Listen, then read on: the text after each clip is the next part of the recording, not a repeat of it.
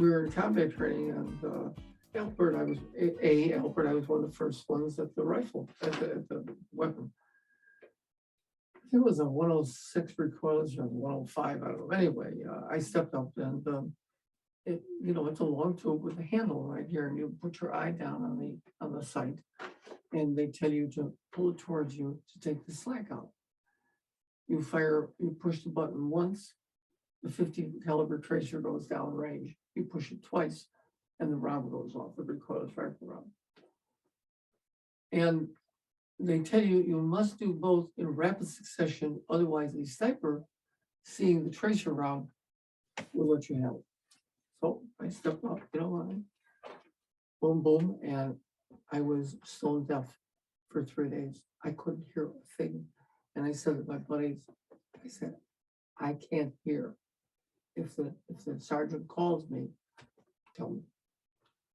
After 3 days, it came down, and I had a permanent hearing loss in my right ear. I just learned to live with it. And then when I was running a humane bird control program for the CTA, without pay, as a thing I volunteered to do.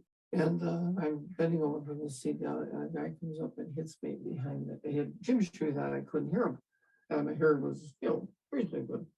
Hits me in the back of the head, I spun around, it's a young black kid.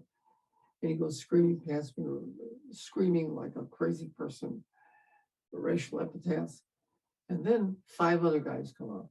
4 stand over the side. One comes up in front of me, he's like this, like ready to box.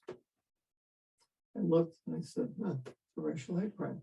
I looked at the kid, it's about this far from me. And I said, in 1960, the Marine Corps, I don't want to hear about it. And I walked up and I took him by the arm, right in his face. I said, you need to hear it. I said, I stopped 3 big Southern Mississippi farm boys from beating up the only black guy in our platoon. Kid looks at me. This is 94, November 94. Looks at me, shakes my hand. And then I said another 2 sentences about another incident where I stopped helping a black guy. Shakes my hand again. The kid's over here screaming, you're a white man. And I turned my face this way to keep my eye on this kid. This guy comes around with a roundhouse, right? The kid that shook my hand, punched me in the ear.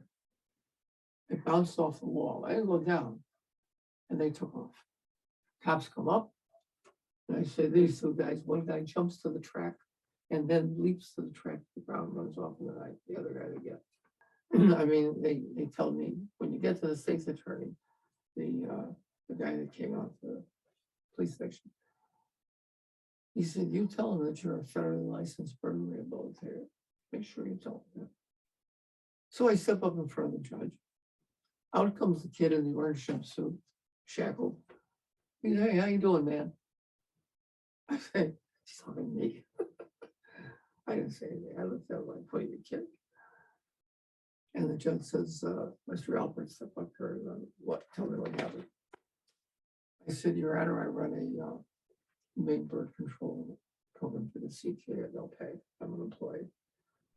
So I'm back in court 2 or 3 times. Last time he's got a new lawyer. He's dressed in a nice top coat, dark suit. Very respectful. He said, Mr. Alpert, what is it that you want out of this?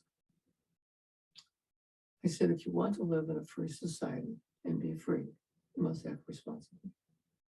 The prosecutor said, we told the kid with this judge, you better own up. He said, if you're going to be 3 to 5 years, if you hassle him, you'll get 5. If you behave, you'll get 3. Sure enough, he got 3. And out in 18 months.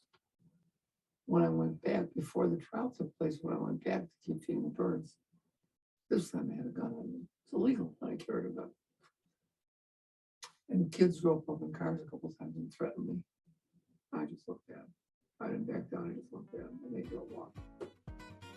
I had a hole in my ear.